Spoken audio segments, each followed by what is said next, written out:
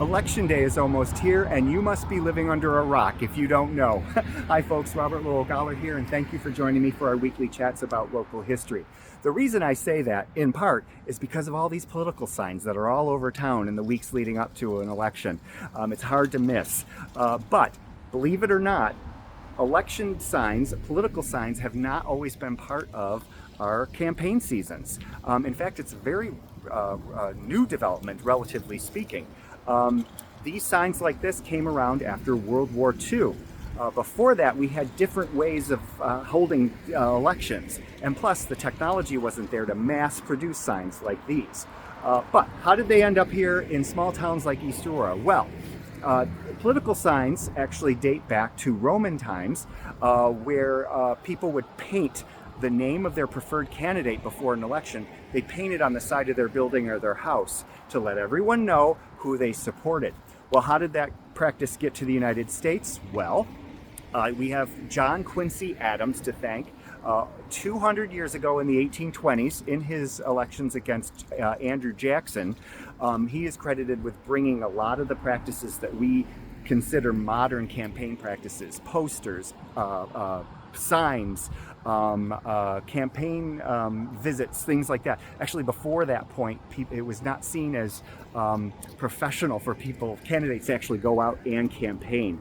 But he's the one that got all that started and brought that practice to the United States 200 years ago in the 1820s. Fast forward to and of course we had posters and things, and throughout the 1800s, you would have had campaign posters for your preferred candidates. That probably was for statewide and federal elections. Probably didn't happen a whole lot on the local level. And the reason I say that is how we elect people, how we hold our elections is vastly different today than it was in the 1800s. Before 1901, we elected our local officials, even village elections. They were held fairly quickly.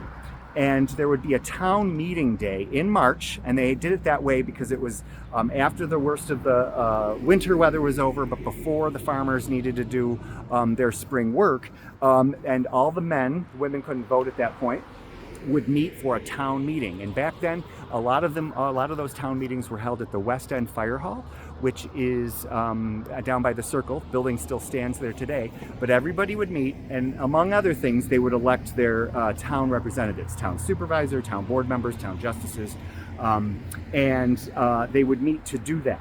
But in many cases, especially in the early days, the candidates weren't known before you got to the election. There would not have been an opportunity for everybody around town to come together to pick candidates, for the political parties to pick their candidates. And back then you had Democrats, Republicans, Whigs, the Prohibition Party actually was involved.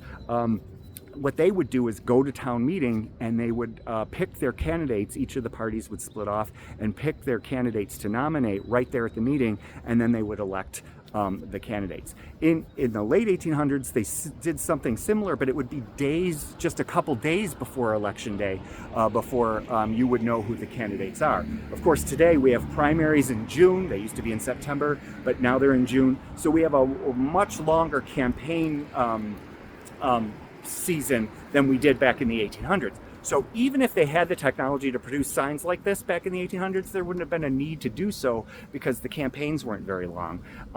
You would literally have a couple hours of campaigning, so there wouldn't be any need for political signs like this. Signs like political signs became popular for residential areas. You'd put it out in your yard or in your place of business. You'd have posters in your front window, things like that for places of business. But signs like this to put in your front lawn, on your lawn, didn't come around till around the 1920s. And people still made them themselves. They weren't necessarily mass produced. They would have made wooden ones and put them on their front lawns to show their preferred candidate. And the timing of this is interesting because it came around about the same time that roadside advertising came about. Mini billboards. You might be familiar with the Burma Shave Company that had the Burma Shave signs. That came around 100 years ago in the 1920s, and around the same time, people were seeing that sort of advertising worked. It was very effective, and campaigns were seeing the same thing, and people would put homemade signs in their lawn to promote their favorite candidate. Those signs did not look like these. Signs like these came around after World War II when they could be mass produced. Before that, they didn't really have the ability to do that, and campaigns went out and they had several hundred, in some cases maybe thousands of signs produced and put on your front lawn, and it was one of the ways to promote your candidate. Before that, posters, and a lot of times you might see campaign buttons or ribbons that people would wear. They would actually wear those around to show their preferred candidate. The lawn sign came around after World War II across the country, not just here in East Aurora. East Aurora did follow that, from what I could tell in the newspaper articles. I went through the village board minutes to see if there's any mention of campaign signs. And in the 1960s, they do mention in the zoning code political signs, election signs, and in reference to the zoning code, and how they couldn't, in many cases, the political signs were exempt from the local zoning code regarding signs in residential zones. In fact, they were dealing a lot in the 1920s, 30s, and especially after World War II with real estate signs, people who were renting rooms, putting signs on their front lawns. And actually, the zoning code in East Aurora at one point didn't allow any signs at all in residential zones, but the political signs were exempt from that for First Amendment reasons. Since then, we've had a lot of debate about political signs, not just here in East Aurora, about what's allowed, how long they're allowed.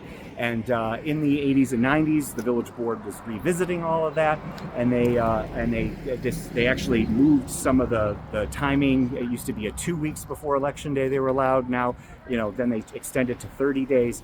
So that's changed over time because they're so numerous now since World War II, and that's the date that it really changed, because the campaigns could mass produce these signs. Now, do they even work? A lot of times you'll hear people say, signs don't vote, people do, so don't go by the number of signs. But there have been some very interesting studies about the effectiveness of political signs, not just in small towns. And they came about since World War II. People were moving into out of big cities, suburbia, a lot of housing developments. So the front lawn became a billboard, so to speak, for a lot of these campaigns. And a lot of campaigns wanted to take advantage of that. And it apparently does work, because, in my opinion, they would be doing it if it didn't work.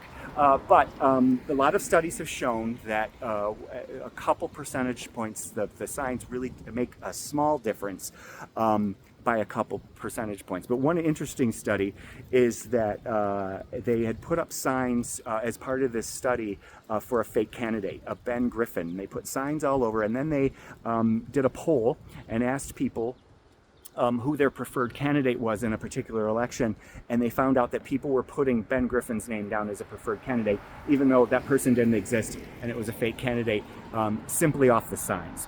And so they concluded, and you can look this up on Google, it's quite interesting, you can look the study up, that Ben Griffin was getting support even though Ben Griffin didn't even exist.